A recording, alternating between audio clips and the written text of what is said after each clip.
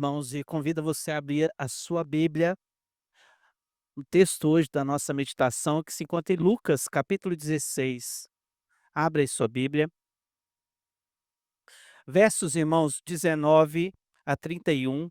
Lucas 16, versos de 19 a 31.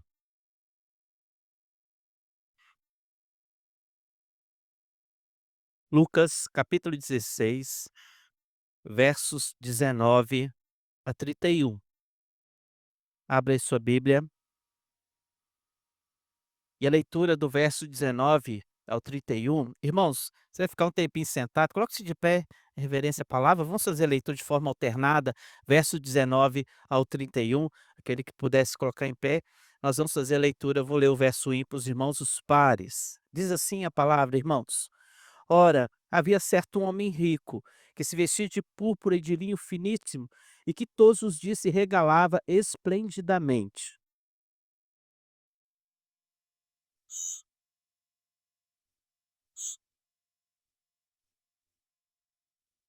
E desejava alimentar-se das migalhas que caíam da mesa do rico, e até os cães vinham lamber-lhe as úlceras.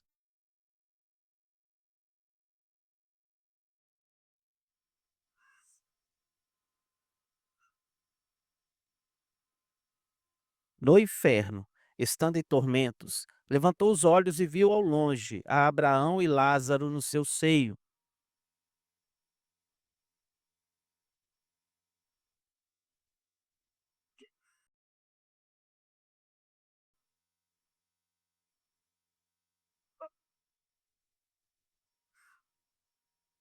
Disse, porém, Abraão: Filho, lembra-te que recebeste os teus bens em tua vida e Lázaro igualmente os males. Agora, porém, aqui ele está consolado e tu em tormentos.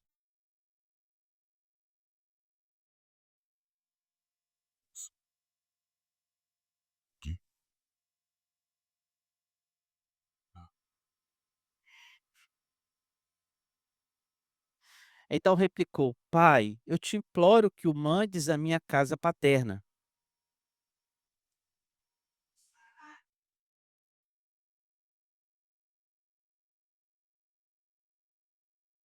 Respondeu Abraão: Eles têm Moisés e os profetas, ouçam-nos.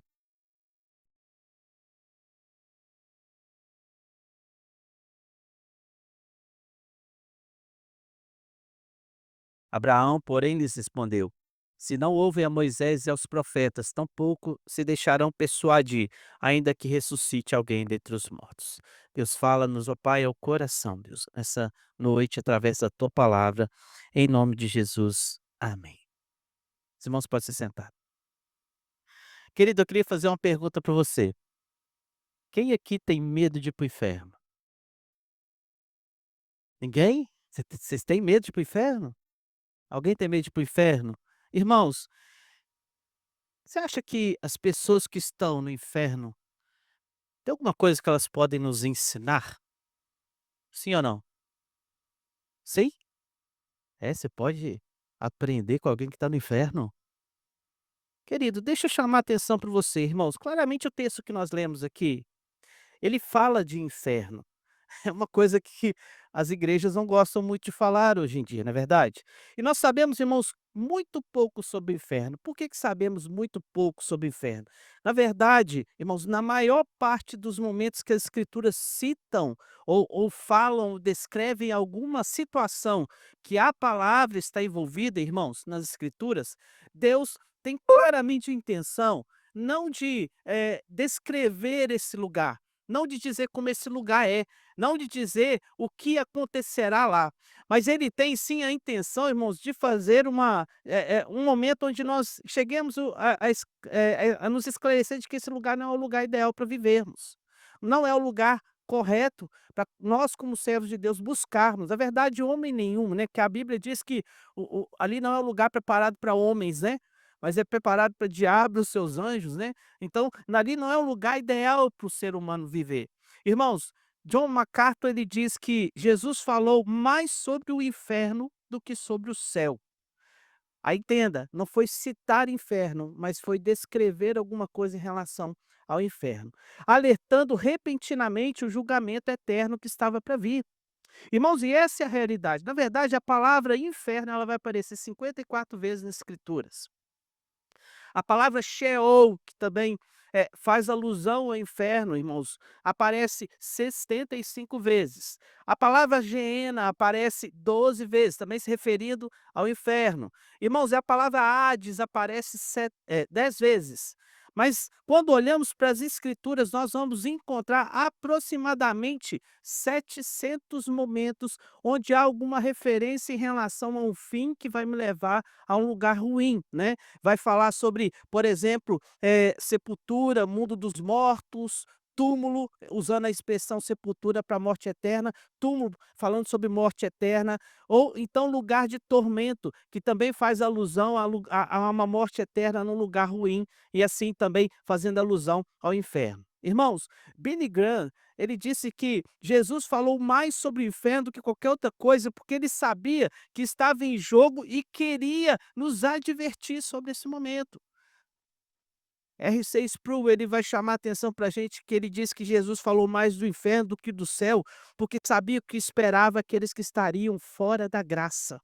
Então, quem não está na graça maravilhosa que nós cantamos aqui, irmãos, o destino é inferno. Então, perceba, não só dentro das Escrituras, mas grandes pregadores, eles procuraram alertar o povo sobre o inferno, sobre essa realidade. E assim, irmãos, nós também precisamos compreender, meus irmãos, que nós estamos diante de um texto, olhando para as Escrituras aqui, para o texto que nós acabamos de ler, nós estamos aqui no livro de Lucas, numa parábola num texto único. Único no sentido de que é uma parábola que não se iguala a nenhuma outra. No sentido de que ela primeiramente fala de inferno claramente, abertamente e mostra conclusivamente o fim, irmãos, daqueles que simplesmente andaram no caminho distante de Deus.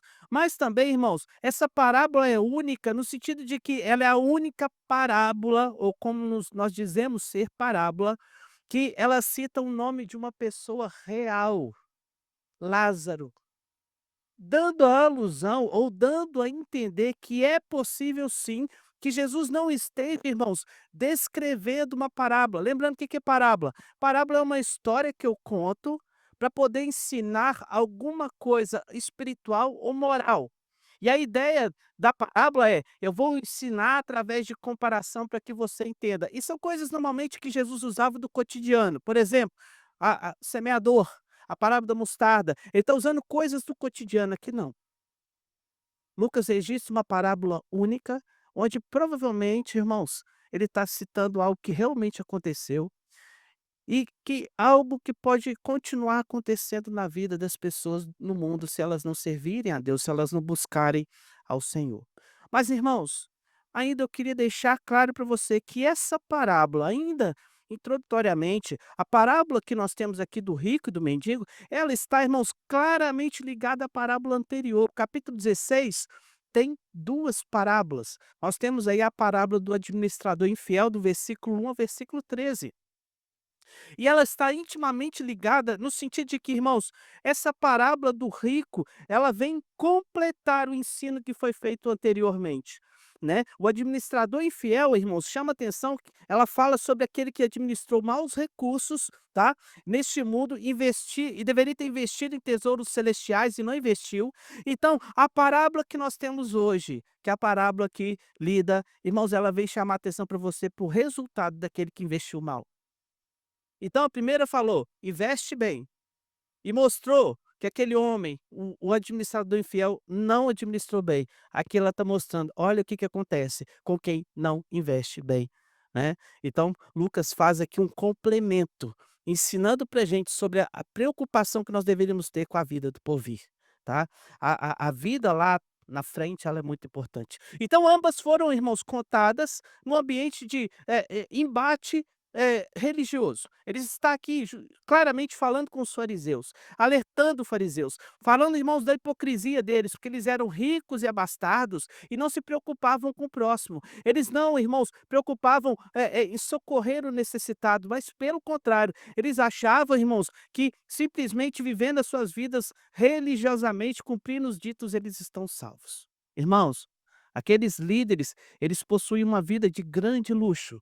Dificilmente você vai encontrar um fariseu, né, que não tivesse aí boas riquezas. Dificilmente você vai encontrar pessoas, irmãos, como eles que vão viver uma vida correta diante de Deus, porque eles eram amantes de Mamon, como a palavra de Deus vai dizer. De Cristo está nos alertando, então. Mas, irmãos, eu queria deixar agora para você algo pessoal. Não preguei domingo passado, mas a última mensagem que eu deixei para os irmãos, eu falei: "Lança o pão sobre as águas". A ideia de que em que Eclesiastes 11, versículo 8, está chamando a atenção para a gente para lançar o pão, ou seja, não reter, se a gente pode ajudar, né, diz lá para a gente para compartilhar, compartilha com 7, com 8, né, e não te faltará. Lembrando para a gente, irmãos, que nós temos aqui que administrar bem os nossos recursos. E hoje eu chamo a atenção para você, que nós precisamos então olhar com atenção e completando aquilo que eu disse já, com aquele segundo momento ali, irmãos. Com aquelas mensagem, né, eu queria completar hoje, então, nesse segundo momento, falando um pouquinho com os irmãos sobre essa questão de que nós precisamos, irmãos, nos preocupar conosco aqui nessa terra. Então, a história, irmãos, ela não tinha aqui a história, ela não tem a finalidade de ensinar a respeito da natureza ou do mundo ali, daquele local, mas de mostrar a necessidade, irmãos, de um comportamento adequado nessa vida, porque exterior. Oi. O que seremos na vida posterior, o que viveremos naquele lugar, será, na verdade, irmãos, recompensa pelo que fizemos aqui. Então, deixa eu chamar a atenção para você que a parábola está dividida em 2 cenas ainda. A cena antes da sepultura e depois da sepultura. Então, antes da sepultura, nós temos destinos e temos, irmãos, pensamentos de um destino bem diferente. Com certeza aquele homem rico nunca pensou que aquele momento passaria. Ele achou que aquele momento era eterno. E a sepultura, então, irmãos, a qual todos nós vamos passar, vai mostrar a distinção clara dessas duas vidas também. Mas é importante lembrar, irmãos, que a vida após sepultura é resultado do que fazemos nessa vida. E nós precisamos, então, nos empenhar nessa vida, para podermos alcançar aquilo que nós almejamos tanto, que é a presença de Deus. Mas eu queria deixar para você antes ainda, introdutoriamente, chamando a atenção para você, que esse texto, irmãos, ele chama a atenção para a gente para algumas coisas que nós vamos encontrar na nossa caminhada. Nós vamos encontrar nessa caminhada. A primeira coisa que eu queria deixar para você é que nós esquecemos que nessa vida não há igualdade. Então nunca haverá. O próprio Deus nos fala em Deuteronômio 15, versículo 11, que: "Pois nunca deixará de haver pobres na terra". Então, não espere igualdade, não espere, irmãos, que vai chegar aqui uma consciência plena na humanidade e agora, a partir de agora, nós vamos repartir tudo, vai ser todo mundo igualitário, ganha tudo, tudo divide. Não, não existe, não vai ter mais pobreza. No mundo vai ter sempre pobreza, se você crer no que Deus diz, e é o que nós vemos até aqui, né. O homem até hoje não conseguiu esse momento e nunca conseguirá, porque a palavra de Deus é fiel, ela vai se cumprir nesse sentido também. Infelizmente, não por meu querer, mas pela vontade de Deus. Também, irmãos, eu preciso entender que existem pessoas insensíveis para as necessidades dos mais carentes. E muitas vezes essas pessoas insensíveis são aqueles trajados de roupas cristãs. Infelizmente. Estão dentro das igrejas, e muitas vezes na frente delas. Em alguns momentos, irmãos, até exigindo que aqueles que são até mais miseráveis ainda deem tudo que têm, se tornem ainda mais miseráveis. Em vez de socorrê-los, irmãos, eles querem sugar o restinho que falta. Provérbios fala sobre a sanguessuga, né, ela tem 2 filhas, uma chama Dá, a outra Dá. Nunca se cansam, nunca estão satisfeitos. Mas também não vai mostrar mais uma realidade, a terceira. Irmãos, esquecemos que a vida é passageira. E eu e você podemos cair nesse risco, nessa dificuldade de às vezes achar que a vida não vai acabar. Irmãos, Salmo 144, versículo 4 diz que o homem é como um sopro e os seus dias como a sombra que passa. A nossa vida é passageira. Irmãos, mas em quarto momento esquecemos também, irmãos, que o inferno existe. O versículo 23 fala: "E nós precisamos nos preocupar". Embora hoje, irmãos, como eu disse para os irmãos, muitas vezes não se fala sobre isso nas igrejas, não se prega sobre isso, porque vão pregar sobre felicidade. É melhor ir todo mundo feliz, irmãos, como o rico foi feliz para o inferno, do que viver uma vida triste pela eternidade, não é verdade? Então é esse o evangelho que é pregado hoje. Não se preocupe com amanhã, preocupe-se com hoje. Encha o seu ventre hoje, sacie sua vida hoje, esqueça do amanhã. Isso é tão demoníaco, irmãos, como qualquer outra heresia que possa aparecer na nossa frente. Nós precisamos pensar lá sim, no lar celestial. Precisamos pensar na vida do porvir. Irmãos, mais uma verdade que eu queria deixar para você. Irmãos, esse texto deixa bem claro que muitas vezes nós esquecemos que o céu também existe. Nós esquecemos, irmãos, que precisa-se de qualificações para entrar nesse céu, não só de um Cristo que nos perdoa e nos purifica, mas também de uma vida santa, mas também, irmãos, de um esforço, porque se você não se esforça, já diz que você não é santo. Se você não busca uma vida santa, irmãos, mas vive no pecado contínuo, isso quer dizer que você nunca, na verdade, aceitou Cristo como seu Salvador. Você não é um convertido, mas é um convencido. Você se convenceu, às vezes, por algum cântico, ou às vezes por alguma oração, por alguma mensagem, mas na verdade Cristo ainda não entrou no teu coração. Porque o cristão tem pavor daquilo que é ruim, irmãos, daquilo que é errado, do pecado. Mas também, irmãos, nós esquecemos que o destino eterno é irreversível e que só se vive uma vez.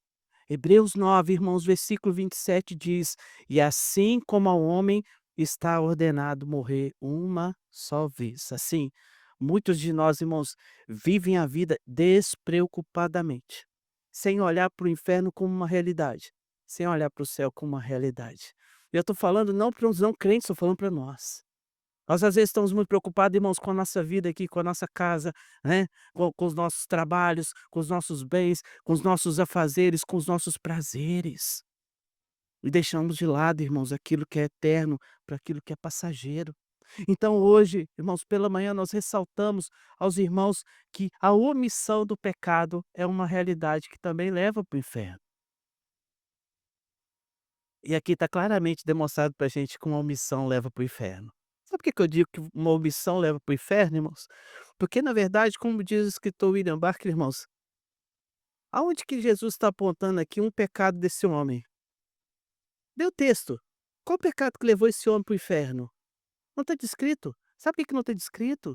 Porque, na verdade, irmãos, o que ele fez foi ser um homem omisso. E ele diz: não foi o que o rico fez que o condenou, mas foi o que o rico não fez que o levou para o inferno. Sabe o que que levou o rico para o inferno, irmãos? Comer das suas iguarias, olhando um homem ali aos pés da sua mesa, tentando comer das migalhas que os cães comiam. Todo machucado, todo ferido. E ele com todos os recursos para poder auxiliar aquela pessoa, e não fez. É isso que levou aquele homem para o inferno, a falta de amor. Lembra que falamos hoje pela manhã que o amor é a dádiva principal da ética cristã, que se você não basear tudo na sua vida em amar ao próximo, amar a Deus, na verdade você não pode ser um crente, não pode. Amor faz parte. Sabe o que que você é? Você talvez pode se tornar como o amigo Ronaldo. Deixa eu contar a história do Ronaldo uma vez.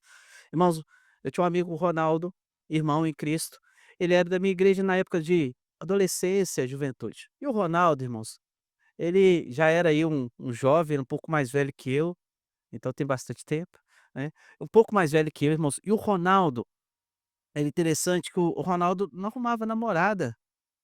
E aí eu já namorava por anos, irmãos tudo namorando, a gente fica preocupado, só tá chegando uma idade, né, Vanessa, que tá precisando namorar, né, ô Leticiane, né, precisando, irmãos. Vão nos congressos aí, irmãs, né, vão ajudar aí os irmãos aí que têm amigos crentes, né, s vão ajudar aí. A Leticiane, coitada, ficou vermelha sozinha, que a Vanessa não tá aqui.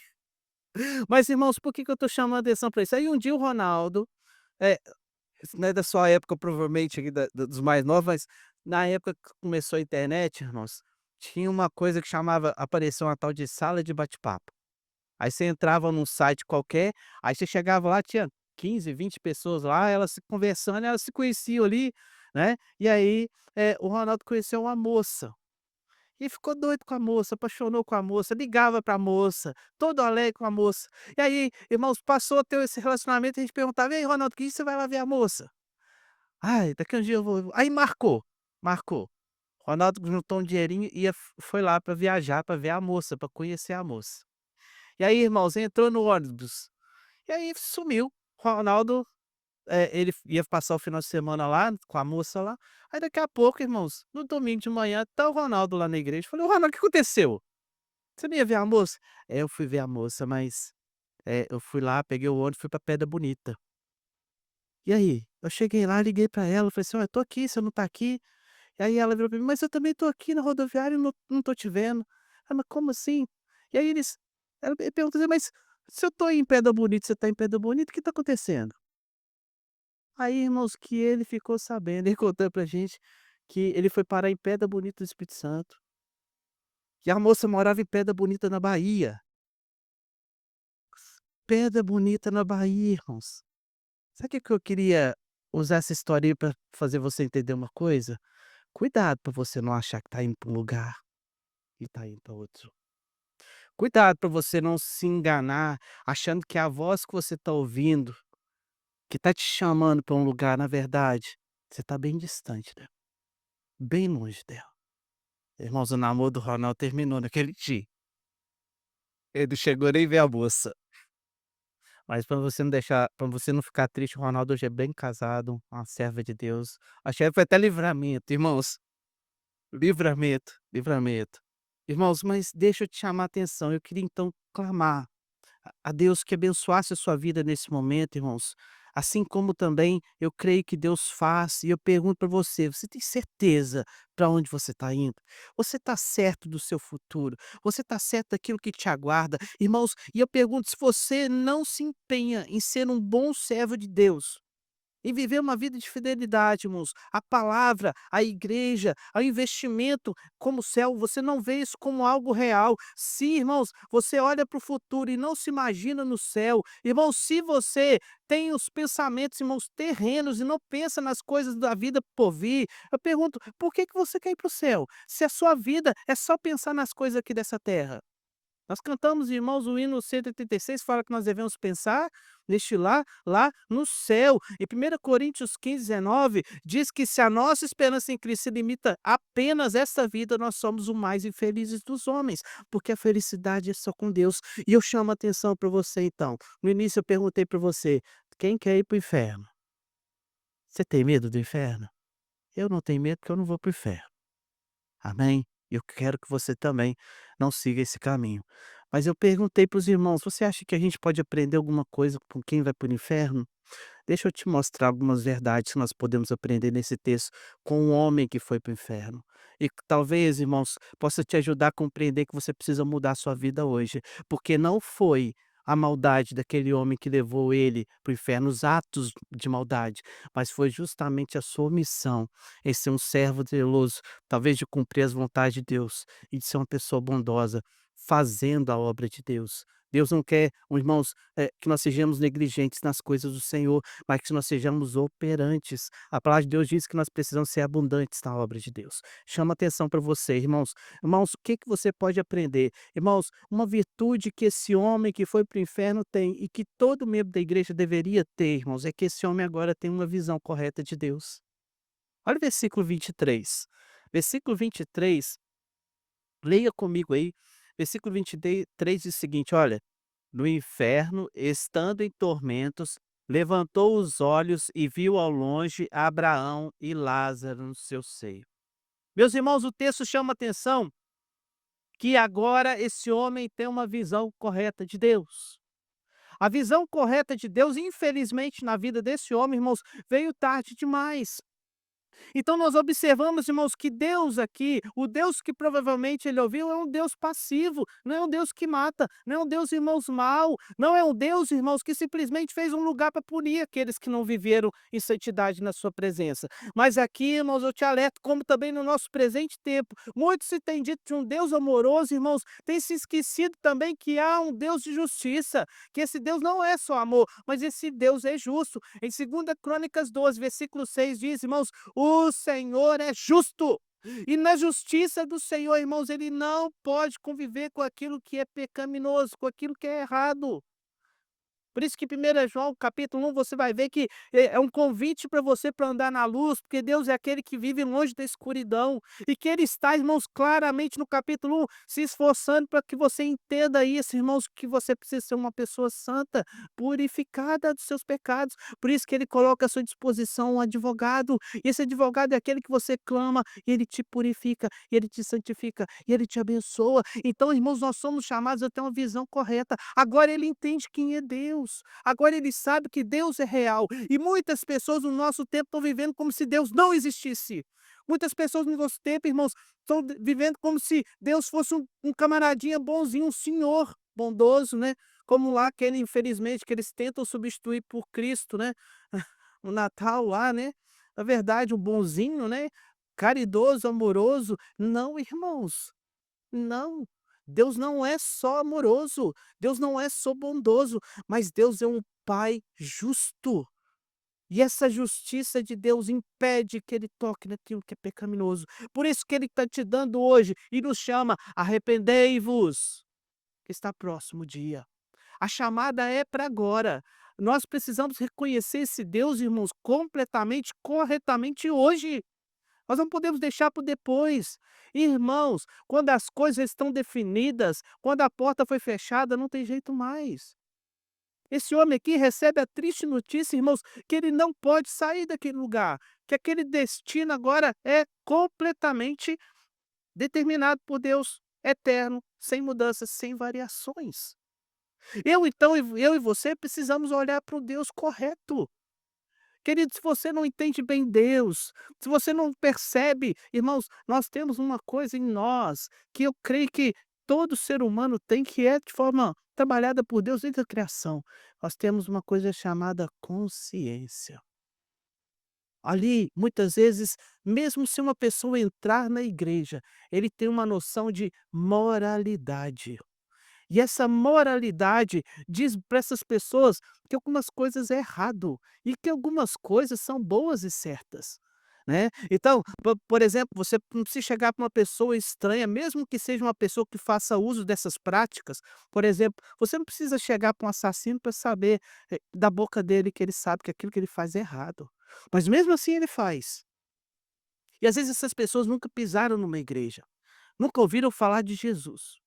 Mas você então precisa ter, irmãos, um padrão de moral elevado e um conhecimento correto de Deus. Aquele que Isaías teve na visão no capítulo 6, irmãos, quando ele vê a visão que ele teve de Deus, ele diz: "Ai de mim, Senhor, estou na presença de Deus.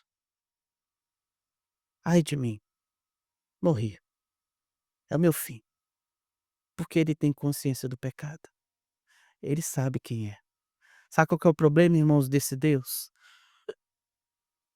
Sabe por que que as pessoas não gostam de Deus lá fora? Sabe por que que muitas pessoas fogem do Senhor? É porque toda vez que nós nos aproximamos de Deus, além de ver, quando vemos Deus claramente, Deus revela claramente também quem somos, nosso pecado, a nossa condição, a situação que estamos nesse relacionamento com Ele. É isso que vê. Eu e você precisamos olhar melhor para Deus, irmãos.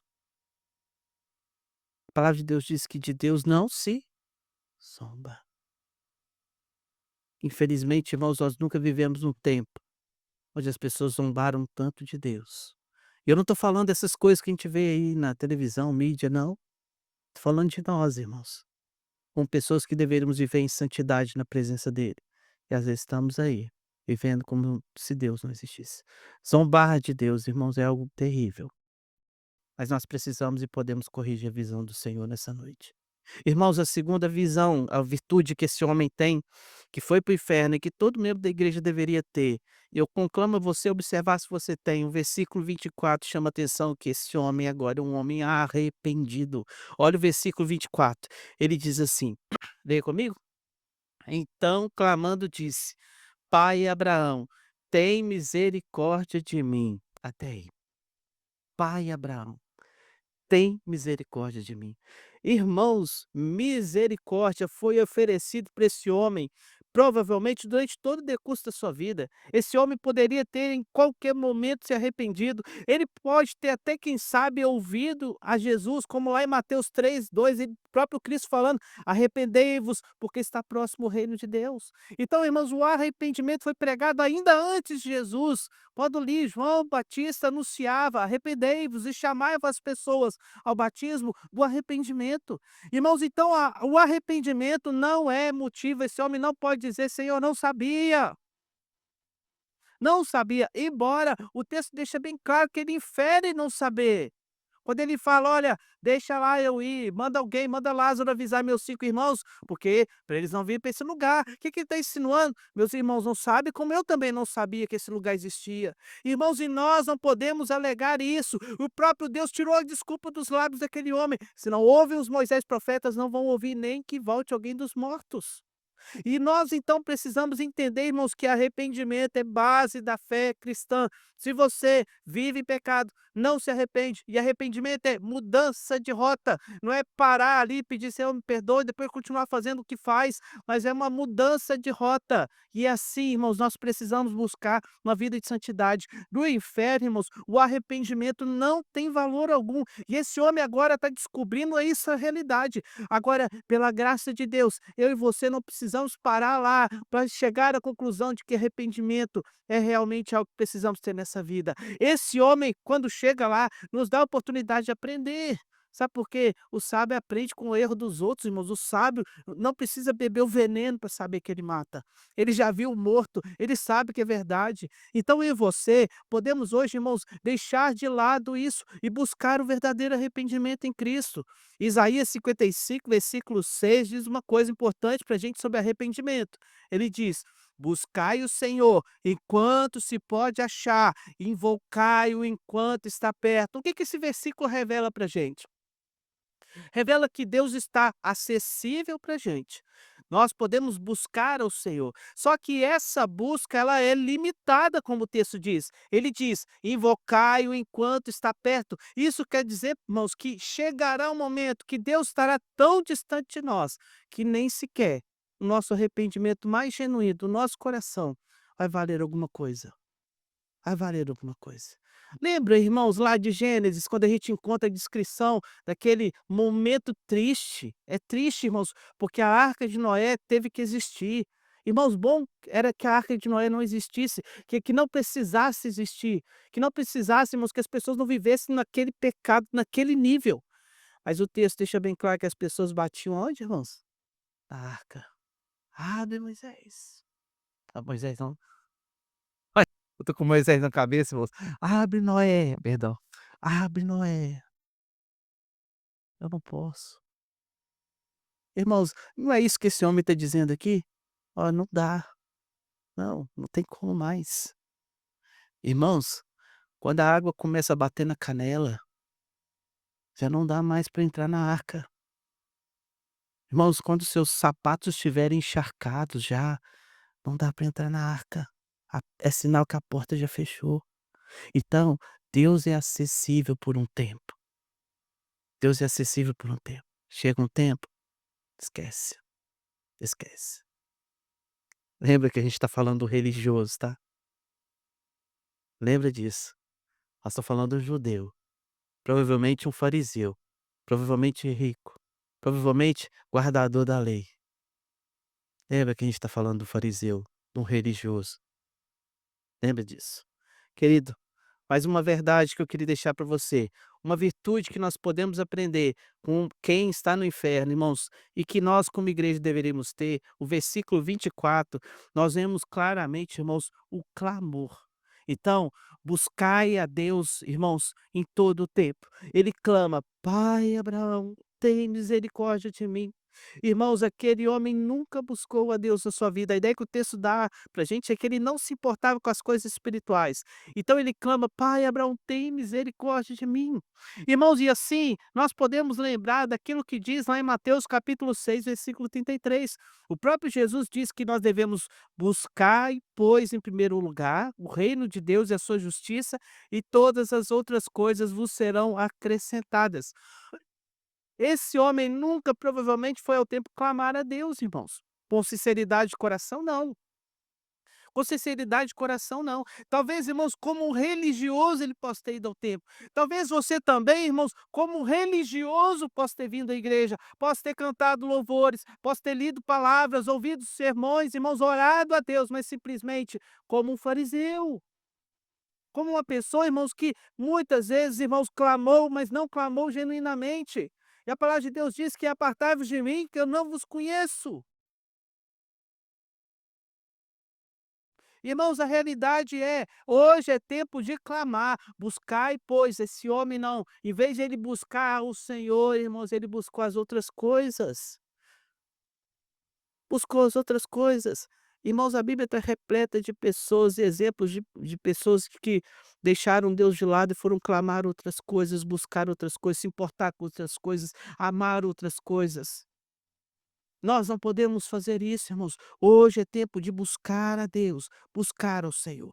Mas o versículo 24 ainda, irmãos, ele chama a atenção para a gente que esse homem tem sede. Olha, ele diz: Pai Abraão, tem misericórdia de mim e manda Lázaro que molhe em água a ponta do dedo e me refresque a língua, porque estou atormentado nessa chama.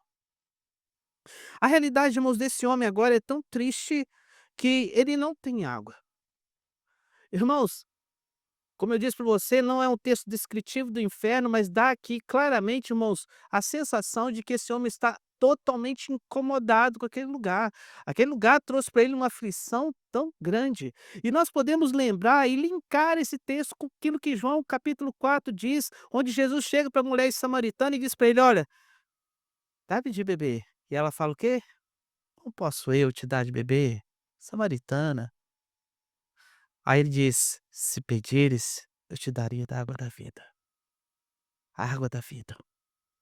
Em João 4, versículo 14, ele diz especificamente assim, irmãos: Aquele, porém, que beber da água que eu lhe der, nunca mais terá sede. Pelo contrário, a água que eu lhe der será nele uma fonte a jorrar para a vida eterna.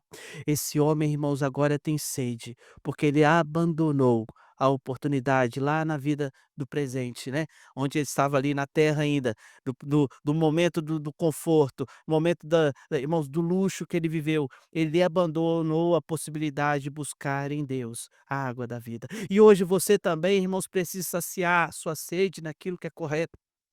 Irmãos, é interessante, o reverendo Hernandes tem um livro muito bacana, chama A Parábola do Bambu. É um livreto pequeno, até aconselho quem não leu, leia, que é interessante, ele vai falar das qualidades, do bambu, né. Uma coisa que ele fala que eu não sabia, que sabia que bambu é uma grama? Da família da grama, né. Curiosidade, vai ler, é interessante. Mas ele fala uma coisa interessante sobre o bambu é o quê? Oco. E ele fala que esse lugar dele, o oco ali, é como se fosse o nosso coração. Ele diz que ali, irmãos, é um lugar, aquele oco ali é como nosso coração, o nosso coração só pode ser preenchido por alguma coisa. E o ser humano, ele vai falar que o ser humano está sempre tentando colocar alguma coisa lá dentro, sempre tentando preencher aquele lugar, e ele nunca vai conseguir preencher esse oco, porque ali é o lugar perfeito para Cristo habitar. E muitas vezes, irmãos, nós estamos vivendo da mesma forma. Nós, irmãos, estamos buscando, irmãos, matar a nossa sede em todas as outras coisas. Todas as outras coisas nesse mundo, e esquecemos que a única coisa que pode nos saciar, nos completar, nos regenerar, nos transformar, irmãos, em pessoas que não precisam mais dessa água, né. Não, nós estamos saciados da água da vida, é Cristo Jesus. E nós precisamos então olhar para esse Cristo, irmãos, com um olhar diferente, com um olhar também, irmãos, de que ele é a fonte. E nós precisamos nos saciar em Deus hoje. Hoje. Chega o momento, irmãos, que as fontes vão secar, que as fontes vão acabar. O texto chama atenção, olha, que não tem alívio algum. Irmãos, uma simples gota não foi permitida àquele homem. Não foi permitido. Sabe por que que não foi permitido também? Aquele homem não mudou, irmãos. Aquele homem é o mesmo. O mesmo homem que você vê lá na terra, é o mesmo homem que você vê aqui. Ele ainda olha para Lázaro como uma pessoa menor que ele. Manda Lázaro me servir. Manda Lázaro molhar o dedo, me refrescar. A coisa é pequena, mas demonstra do mesmo jeito o coração não convertido, não convertido. Então eu e você precisamos entender, irmãos, que Deus é aquele que sacia a nossa sede. Mas em último momento, eu queria deixar para você que agora, irmãos, uma quinta virtude que esse homem que foi para o inferno tem, que nós como igreja precisamos ter. Esse homem no versículo 27 e 28, queria que você estivesse lendo comigo, agora ele tem vontade de evangelizar. Olha o versículo 27 e 28. Abriu aí? Lucas 27 e 28, vamos ler? Então replicou: Pai, eu te imploro que o mandes à minha casa paterna, porque tenho 5 irmãos, para que lhes dê testemunho, a fim de não virem também para este lugar de tormento. Meus irmãos, agora esse homem quer evangelizar. Esse homem agora é a favor das missões. Esse homem agora é a favor de ganhar a família, aquela família que ele nunca ligou, não se importou. E quem sabe até, irmãos, nem visita os irmãos fazia. Aquele homem, irmãos, que nunca preocupou se os seus irmãos iam ao templo ou até de chamá-los para um culto, sabe? Esse homem, irmãos, agora ele olha para o pai Abraão e diz: Olha, vai lá, manda alguém. Alguém dos mortos, manda Lázaro lá, para que Lázaro fale para essas pessoas que, para minha família lá, que esse lugar existe e que também eles precisam tomar cuidado para não vir para esse lugar. Irmão, só que agora não adianta evangelizar mais. Agora não adianta querer ganhar fruto, tá? Em Lucas capítulo 4, versículo 18, 19 diz: "O Espírito do Senhor está sobre mim, pelo que me ungiu para evangelizar os pobres, enviou-me para proclamar libertação aos cativos e restauração da vida aos cegos, para pôr em liberdade os oprimidos e apregoar o ano aceitável do Senhor." Então ele chama atenção para a gente aqui, irmãos, que a evangelização é algo para a igreja no tempo presente, e ele deixa bem claro, irmãos, que não é feito por ninguém a não ser pela palavra de Deus. E o versículo 31 ele encerra dizendo: Se não ouvem a Moisés e os profetas, tampouco se deixarão persuadir, ainda que ressuscite alguém dentre os mortos. Então, irmãos, nem coisas sobrenaturais são capazes de mudar corações, somente a palavra de Deus. E a palavra de Deus está na tua mão, precisa estar no teu coração, mas precisa estar na tua boca para anunciar, principalmente ao seu lar e também para as pessoas que você ama. Lá no inferno não precisa evangelizar, irmãos. Lá no inferno não precisa ter esse desejo, essa vontade de ver as pessoas sendo salvas, não. Então, irmãos, não deixe. O texto fala que tem o texto de Lucas lá, né, 4, versículo 18, o versículo 19 fala: "E apregoar o ano aceitável." O ano aceitável acabou. Para esse homem acabou. Esse homem já não pode mais apregoar. E esse homem não determina como vai ser a salvação. Não, irmãos. E muitas vezes a gente quer fazer isso com Deus, não é verdade? A gente quer fazer isso, né. "Ó, vai lá e manda, faz assim, assim, assim, Deus, que vai dar certo, minha família toda vai se converter." É, a gente faz isso, não faz, irmãos? Manda o pastor lá falar com fulano, eu cansei de fazer isso, irmãos. "Ô, minha irmã, não vai dar certo, né. Ah, vai lá pastor, converse com meu filho." Vou lá e converso com o filho com a maior tranquilidade, não tem problema nenhum, vou lá e converso. Mas querido, não dá para tirar 15, 20, 30 anos de negligência, porque você deveria ter falado de Deus para o seu filho, e agora você quer que eu em 15 minutos seja um instrumento de Deus miraculoso para o seu filho aceitar Jesus. Percebe como a gente às vezes é incoerente, irmãos? Como a gente às vezes é hipócrita? E nós precisamos mudar isso, irmãos, no nosso coração. Se você achou, irmãos, talvez achando que você não podia aprender nada com quem está no inferno, eu acho que você pode sair daqui com algumas lições valiosas sobre quem está no inferno. E que você pode aprender que tem coisas que você precisa ter hoje na sua vida, como servo de Deus, como igreja de Deus, para não ir para esse lugar. Irmãos, nós gostamos muito de descrições e pouco de avisos. A Bíblia, como eu disse para os irmãos, mais de 700 referências, fazendo alusão para mim e para você, de que nós não devemos de forma nenhuma olhar esse lugar com descaso, sem uma preocupação de ir para esse lugar. sem um zelo para não ir para esse lugar. Nós não gostamos de aviso, irmãos, nós gostamos de descrições. Ah, se tivesse um texto aqui falando como lá era, ó, nós ficaríamos empolgadíssimos com esse texto. Mas Jesus preferiu te avisar. Então saiba que se você leu a Bíblia, em algum momento você já foi advertido sobre isso. Em algum momento você já foi lembrado sobre isso. Porque Deus está, desde Gênesis e Apocalipse, dizendo para você: cuidado, é real, é real. Deixa eu te mostrar ainda o que Lázaro ganhou e o rico perdeu. Vai lá no Apocalipse. Vai lá, Apocalipse. 21.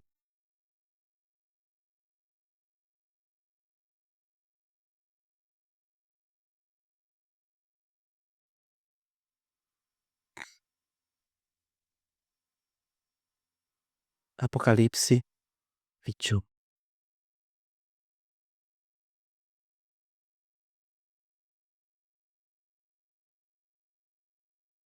Irmãos, em capítulo 21 de Apocalipse, na descrição do novo céu e da nova terra, na verdade, quando a gente chega aí no versículo de número 8, que é o que destoa do versículo 1 ao 7, porque o 1 ao 7 é o momento onde Deus está chamando a atenção para a transformação completa que houve, o novo céu e nova terra são agora realidade. E ele vai falar, então, irmãos, que lá não é um lugar de dor, de tristeza, né? O luto não existe mais. Ele diz que o mar já não existe, que ali há um lugar de felicidade completa e ali tudo está perfeito. O versículo 6 fala, né? E o versículo de número 7 ele diz que o vencedor herdará essas coisas e eu lhe serei Deus e ele me será filho, chamando atenção para isso, mas ele dá o último alerta, irmãos, esse é o último alerta da Bíblia, o último alerta da Bíblia. Ele fala assim: "Quanto", versículo 8, "quanto, porém, aos covardes", se dizer quem que é o covarde, irmãos? Aquele que tem vergonha de assumir um compromisso com Deus. "Quanto o covarde, aos incrédulos", aqueles que nunca acreditaram, como esse homem, "aos abomináveis, aos assassinos, aos impuros, aos feiticeiros, aos idólatras e a todos os mentirosos", coisinha que você faz às vezes sem perceber todo dia, né, coisa boba, a mentirinha apenas, né, cuidado. "Aos mentirosos, a parte que lhe cabe será no lago que arde com fogo e enxofre, a saber, a segunda morte", segunda morte. Meus irmãos, eu morei, em Belo Horizonte, num lugar chamado Justinópolis. Frequentei uma congregação no segundo aniversário da congregação que eu estava quando eu estava lá, o segundo ano, no aniversário, o pregador deixou a gente na mão na na semana. E aí nós éramos 3, mas nunca sinceramente, quando eu fui para o seminário, irmãos, eu não pregava, eu comecei a pregar depois que eu avisei o pastor, então eu não sabia pregar direito, falo claramente para os irmãos, não sabia pregar. E quando eu fui para o seminário, então, eu comecei a desenvolver, né, aprender, tô aprendendo, vamos chegar lá. E aí, irmãos, o pastor faltou. Nós éramos 3 seminaristas, imagina o desejo que nós estávamos de pregar? Nenhum, né, nenhum. Só que eu era o mais novo, né, assim, eu tinha chegado há pouco na congregação. "Não, o Everson vai pregar". E eu fui pregar, irmãos, com as canela batendo, mas fui. Irmãos, eu preguei sobre esse texto, Apocalipse 21, versículo de 1 a 8. Preguei sobre esse texto. Irmãos, havia 2 jovens que estavam indo na nossa igreja, na nossa congregação. E esses 2 jovens irmãos, eles eram filhos de pastor, o pastor tinha abandonado a igreja, e os filhos, consequentemente, abandonaram a igreja também, o pastor virou ateu, o pai desses 2 meninos. E eles começaram a ir lá na igreja, né, por convite de alguns outros amigos, começaram a ir frequentando, e eles apareciam, depois sumiam. E nesse dia no aniversário eles estavam presentes. E eu, irmãos, nunca tinha feito isso e não gosto de fazer isso, mas naquele dia eu senti Deus falando assim: "Chama, chama aquele que quer aceitar Jesus, chama à frente". E naquele dia eu chamei, irmãos, chamei. "Ó, se você quer aceitar a Cristo como seu salvador, vem aqui à frente". e com medo de não vir ninguém, né. E veio, irmãos, veio um desses jovens, se ajoelhou à frente e chorava, e chorava, e chorava. E eu orei por ele, terminamos o culto, ele nem esperou de ninguém, foi saiu, foi embora. E aí, irmãos, isso foi no domingo. Na quinta-feira, esse adolescente, era o mais novo, 17 anos, ele foi, em Ribeirão das Neves, nadar numa represa. E aí o amigo dele, que estava com ele, que foi com ele, começou a se afogar. E aí, irmãos, ele foi tentar ajudar o amigo. Na verdade, ele conseguiu tirar o amigo, mas na hora dele sair, ele não conseguiu, ele faleceu lá. Ele faleceu. E aí nós fomos fazer o velório.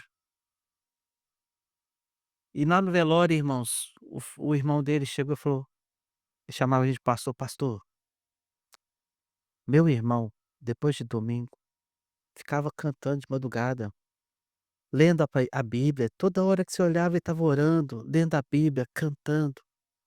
Pastor, meu irmão está salvo". E ele disse: "Pastor, agora eu preciso cuidar da minha vida". Irmãos, e naquele dia, realmente naquele dia, aquele adolescente entregou o coração para Cristo.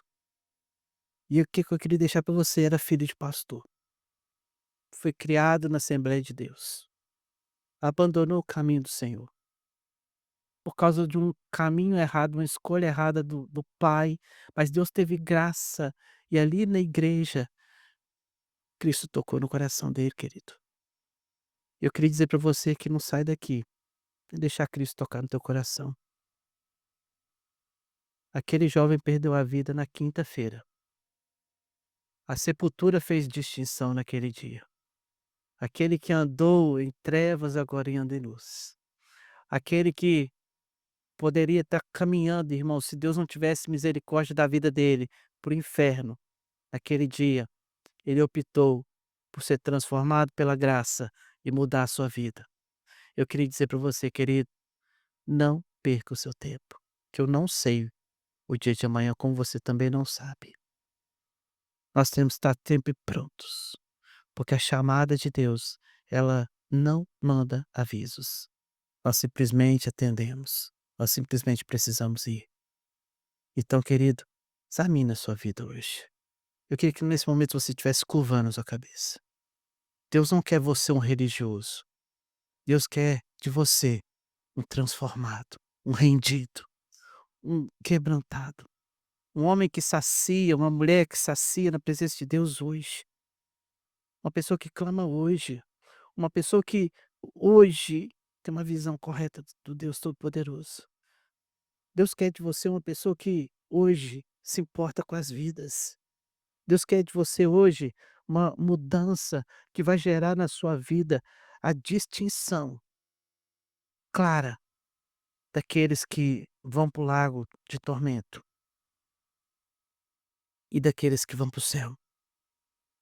Deus quer te diferenciar daqueles que se perdem, daqueles que são a maioria. Mas se Deus tem te chamado para mudar hoje, peça a Deus que faça morada no teu coração, que mude tua vida. Fale com Deus.